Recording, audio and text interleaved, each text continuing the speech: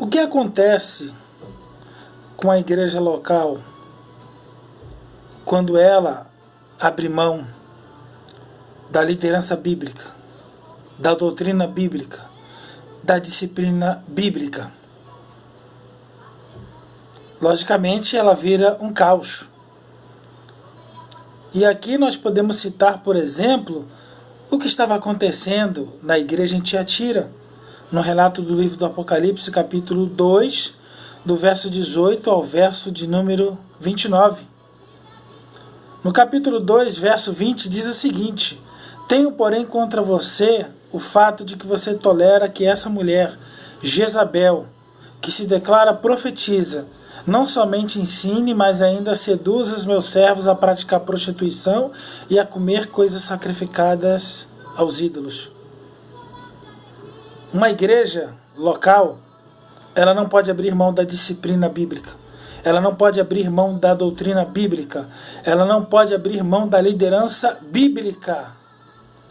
Pois, do contrário, haverá um caos doutrinário, haverá um caos moral e haverá um caos espiritual. Isso estava ocorrendo na igreja em Tiatira. E parece que a liderança dessa igreja desapareceu. Porque o que nós temos em destaque aqui no texto é uma mulher de nome Jezabel. Daí alguns estudiosos afirmarem que quem mandava na igreja não era liderança, não eram os obreiros, mas sim uma mulher de nome Jezabel.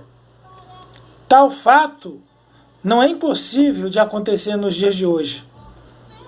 Quando a liderança bíblica abre mão de exercer o seu papel, o seu chamamento por Deus, uma igreja local, abre mão de uma disciplina bíblica, abre mão de doutrina bíblica, abre mão de seguir aquilo que a Escritura ordena para que nós façamos, ela passa a ser uma congregação sem direção espiritual, sem direção doutrinária, sem direção teológica, e passa a ser uma congregação que está em desobediência para com a ordenança de Deus.